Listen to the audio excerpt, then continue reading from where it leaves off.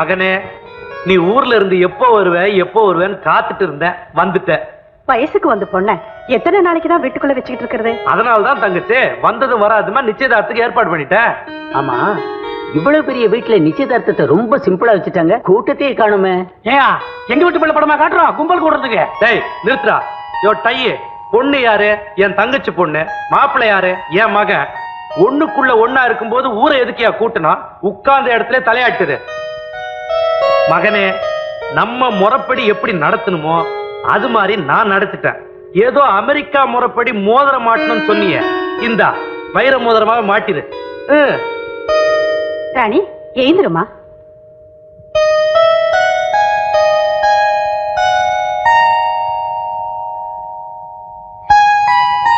வெக்கப்படாதே, மாப்பிள்ளை முகத்தை கொஞ்சம் தலை நிமிர்ந்து பாரு. தங்கச்சி கட்டாயப்படுத்தாதம்மா. எல்லா பொண்ணுமே இந்த நேரத்துல இப்படித்தான் இருப்பாங்க. கல்யாணம்னு ஒண்ணு ஆயிட்டா எல்லாம் சரியா போயிடும். நீ மாட்டுப்ப.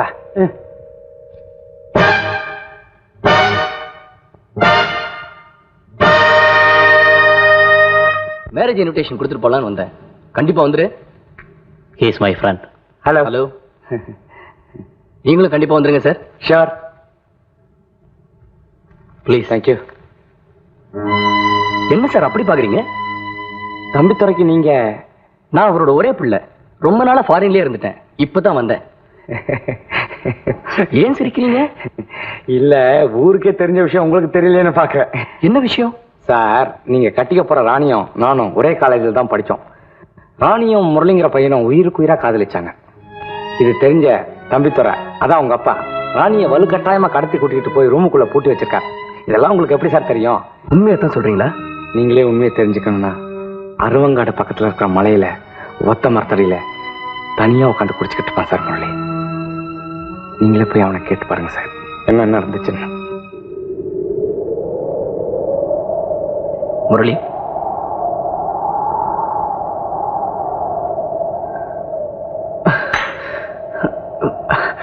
Give me a hand.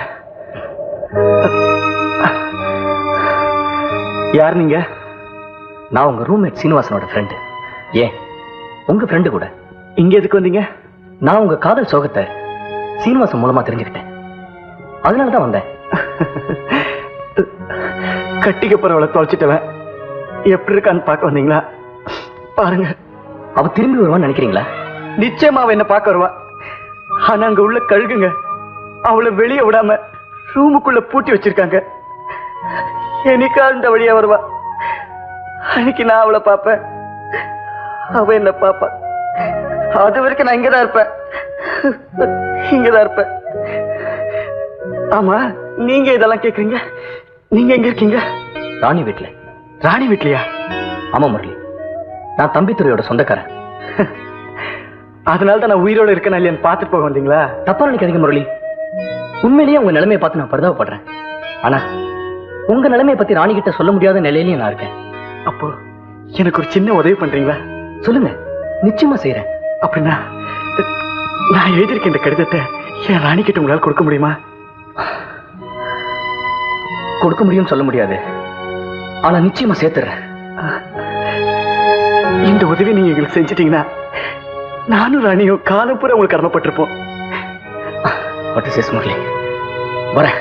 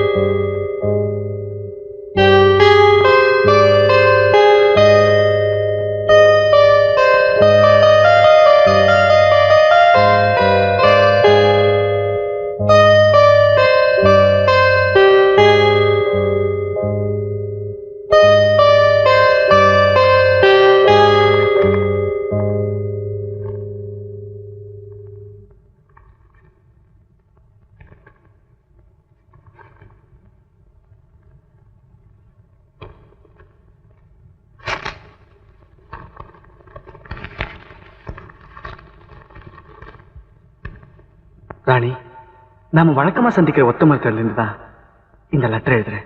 இதுக்கு முன்னாடி நம்ம சந்திச்ச ஒவ்வொரு நாளும் நீ இங்க வந்து எனக்காக காத்துட்டு இருப்ப. இப்ப நான் மட்டும் இங்க தனியா இருந்து ரொம்ப நாளா உனக்காக காத்துட்டு இருக்கேன்.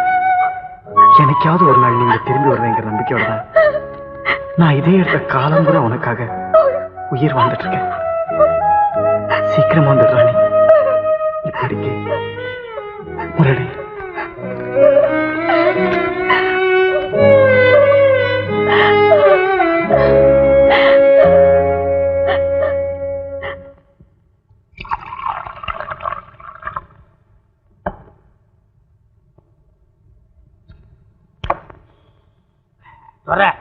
சரக்கு பிரமாதமா இருக்கு. என்ன விலை? 350 ரூபாய். 350? கணக்கு ஏன் ஒப்பறிவிக்கிற? என்னாச்சு உனக்கு?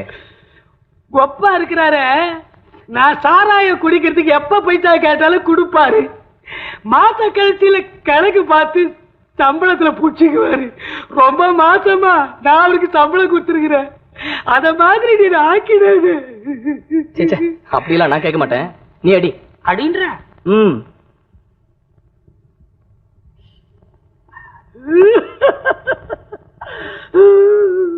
கணக்கு மறுபடியும் ஏன் ஒப்பாரி வைக்கிற? என் வீட்டுக்கு பக்கத்து வீட்டுல இருக்க அமாவாசை சம்சாரம் முனியுமா அது தூக்கு போட்டு செத்துச்சு. அது ஞாபகம் வந்துச்சு. அழுவுறேன். கூட தண்ணி போட்டதே தப்பா போச்சியா? அடுத்தவன் பொண்டாட்டி தூக்கு போட்டு செத்து போனா நீ ஏன் அழுற? அடுத்தவன் பொண்டாட்டியா? முனியமா எல்லாத்தானே காதலிச்சா. ஆனா எனக்கு தெரியாம அவங்க அப்பா வேற ஒருத்தர் கட்டி கொடுத்துட்டா. கல்யாணத்துக்கு வர்றாள் அது தூக்கு போட்டு செத்துச்சு.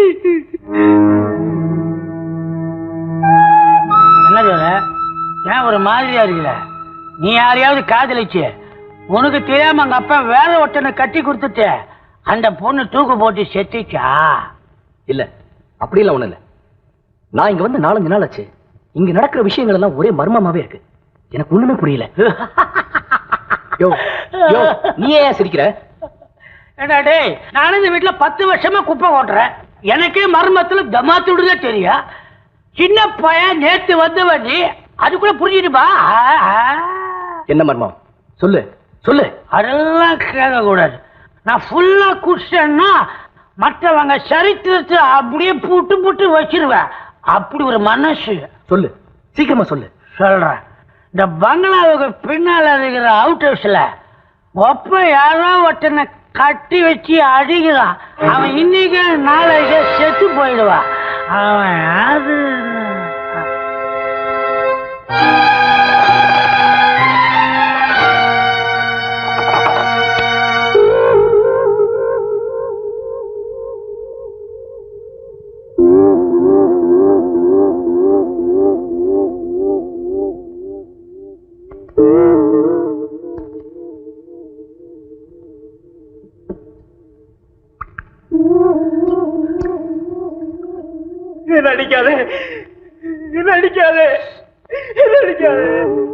நான் உன்னை அடிக்கிறதுக்காக வரல, உன்னை காப்பாத்துறதுக்காக வந்திருக்கேன். முதல்ல நீ யாருன்னு சொல்லு. என் தலைவிதி. என் சொந்த வீட்டிலேயே நான் கட்டி போடப்பட்டிருக்கேன். என்னங்க சொல்றது? சொந்த வீடா? ஆமாங்க, நான் பிறந்த வீடே இதுதான். யாரும் உங்களை இங்க கட்டி வச்சிருக்காங்க? தம்பிதுரைங்கிற பேர்ல ஒரு நச்சுப்பாம்பு இருக்கிறானே அவனும், அவனுக்கு தங்கச்சின்னு சொல்லிட்டு ஒருத்தி இருக்கிறாளே, அவங்க 2 பேரும் சேர்ந்துதான் என்னைய கட்டி போட்டு வச்சிருக்காங்க. எதுக்காக? அது ஒரு பெரிய கதை. அரண்மனை மாதிரி இருக்கிற இந்த வீடு எங்களுக்கு சொந்தமானது. இந்த வட்டாரத்திலேயே எங்க அண்ணன் தான் பேரும் புகழும் வாய்ந்த பெரிய ஜமீன்தார் வேலுரங்கம். அவர் கல்யாணமான கொஞ்ச நாள்லயே எங்க அண்ணி தவறி போயிட்டாங்க. அவரும் ரொம்ப நாளா கல்யாணம் பண்ணிக்காமே இருந்தார். இந்த நச்சுப்பாம்புக 2 பேரும் எப்படியோ எங்க குடும்ப நிம்மதியை குலைக்க உள்ள நுழைஞ்சிட்டாங்க. எங்க 2 பேரும் நிரந்தரமாவே எங்க அண்ணனோட தங்கிட்டாங்க. அதுக்கப்புறம் எங்க அண்ணனோட வாழ்ந்த பக்கரியோட தங்கச்சி ஒரு பெண் குழந்தையை பெற்றா. குழந்தை பிறந்ததுக்கு அப்புறம் பக்கரி இந்த சொத்தை அபகரிக்க ஒரு திட்டம் போட்டான்.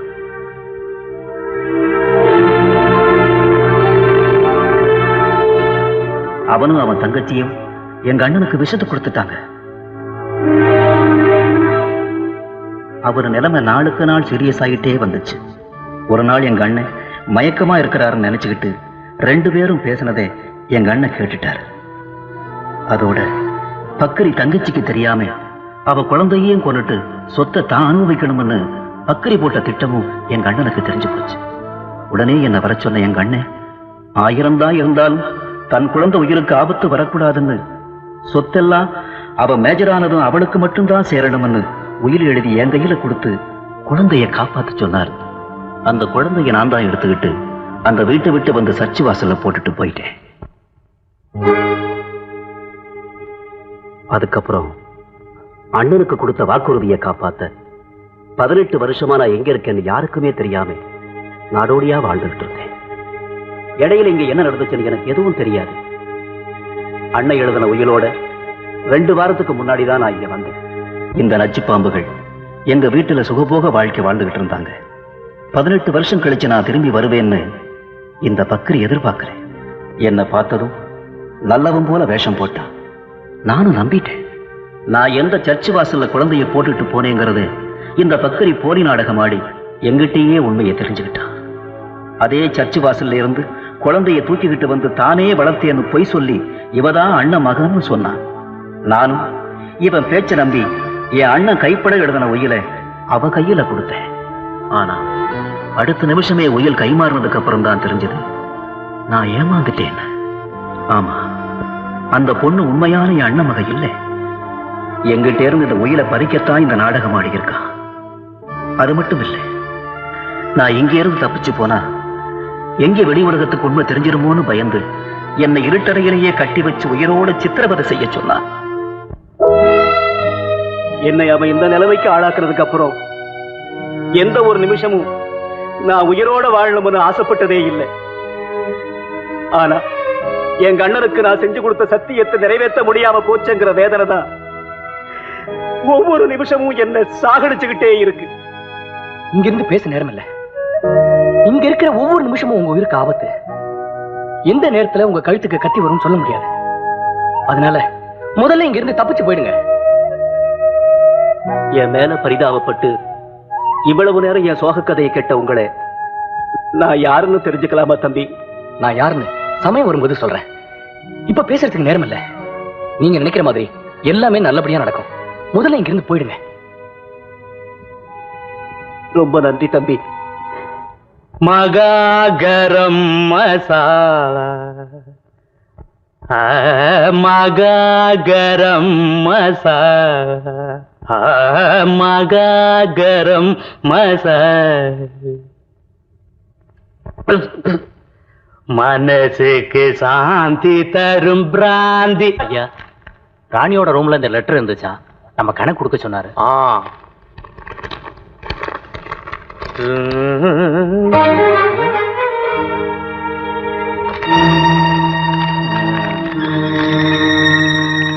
பெட்டகத்துல தேனை ஒளிச்சு வச்சிருந்தா கூட உறிஞ்சி குடிச்சிருவானுங்க போல இருக்கு. கதாநாயகன் காத்துட்டு இருக்கிறானா, அவன் கதையை முடிச்சிருங்க. ஒத்த மரத்தடியில செத்து போயிட்டாங்கிற செய்தி காலையில எனக்கு வந்து சேரணும். போ. சரி. மகாகரம் மசாலா, தக்க தக்கிட தக்க தக்கிட.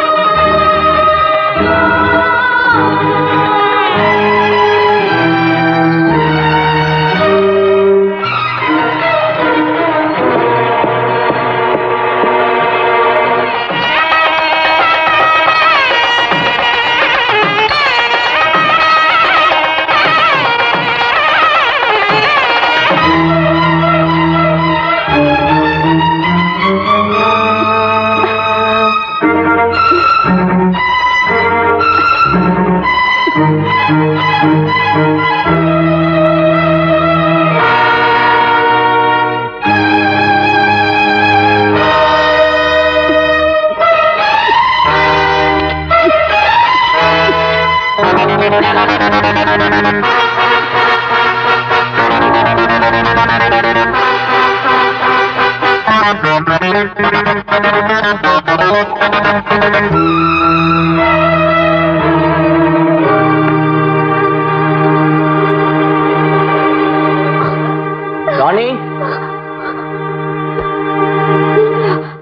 ஐம் சாரி, நான் அதிகமா குடிச்சிட்டேன். நம்ம கையில இருக்கிறது நம்மளை விட்டு போயிட்டா நமக்கு ஒரு தோல்வி உணர்ச்சி ஏற்படும். அதனாலதான் இன்னைக்கு அளவுக்கு அதிகமா குடிச்சிட்டேன்.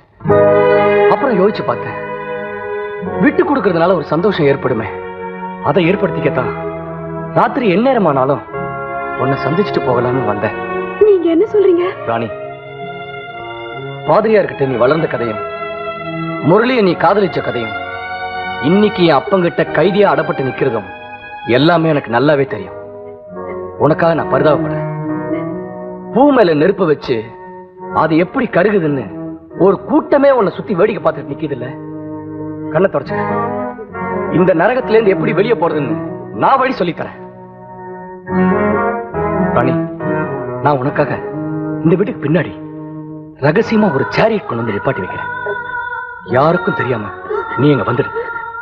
அந்த சேரியட்ல நீ இங்கிருந்து தப்பிச்சு போயிடலாம். அதுக்கப்புறம் இங்க வர பிரச்சனைகளுக்கு நான் பதில் சொல்லி.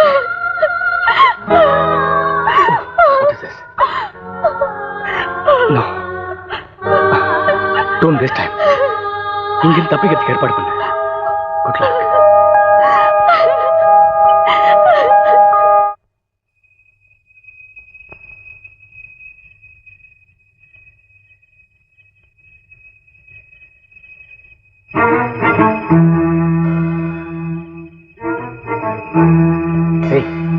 டேய் மணி, ஏ மணி,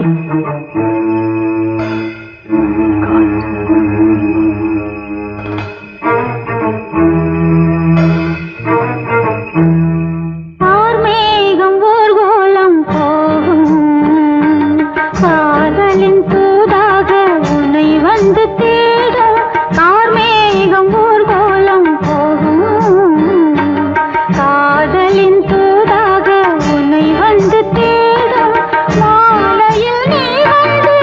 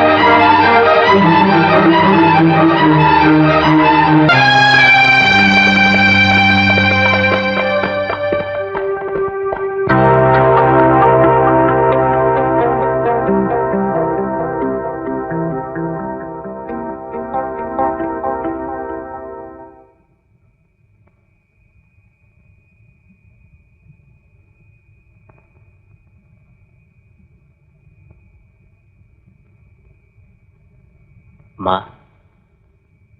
என்னப்பா? வண்டி இனிமே போகாதுமா. ஏன்பா? வழியில லாரி மரத்துல மோதி இருக்கு. அதனாலதான் சொல்றேன், இப்ப வண்டி இங்க இருந்து போகாதுன்னு. சரிப்பா.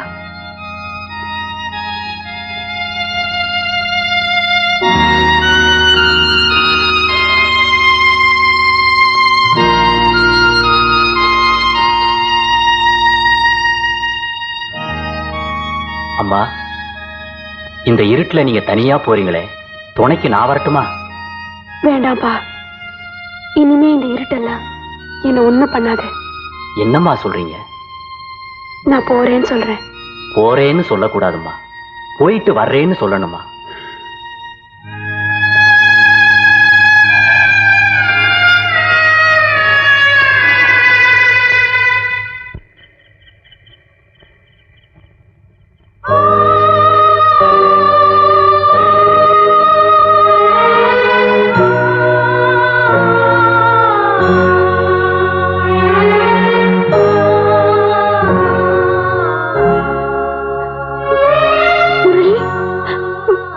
முரளி, என்ன பாரு முரளி, என்ன பாரு முரளி.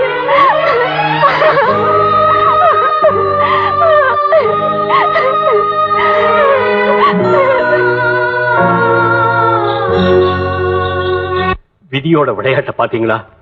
நான் வளர்த்த பொண்ணுக்கு நானே இறுதிச் சடங்குகளை செஞ்சுட்டு தான் ஊரை விட்டு போகணும்னு கர்த்தர் எனக்கு கட்டளையிட்டு இருக்கார். அது கூட முடியாது ஃபாதர். ஏன்? மேலிடத்துல உங்க ராஜினாமாவை ஏத்துக்கிட்டாங்க. காலையில புதுசா சர்ச்சுக்கு வந்த சாமியார் தான் ராணியோட கடைசி காரியத்தை செய்வார்.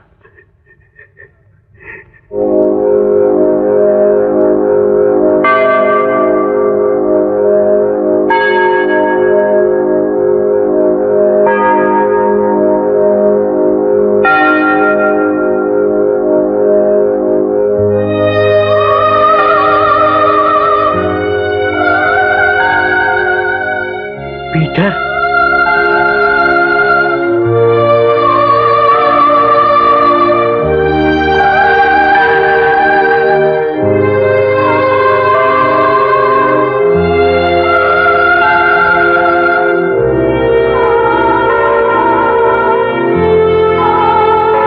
பரலோகத்தில் இருக்கும் எங்கள் பிதாவே, உம்முடைய நாமம் அர்ச்சிக்கப்படுவதாக.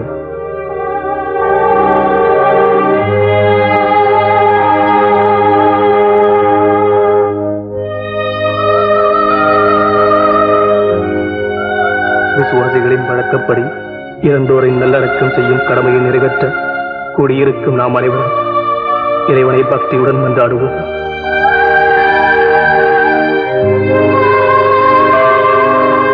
உமது இரக்கம் இவர்களை மறு உலகில் வானதூதரின் கூட்டத்தில் சேர்க்க வேண்டும் என்று எங்கள் ஆண்டவராகிய இயேசு கிறிஸ்து வழி உம்மை மன்றாடுகிறோம்.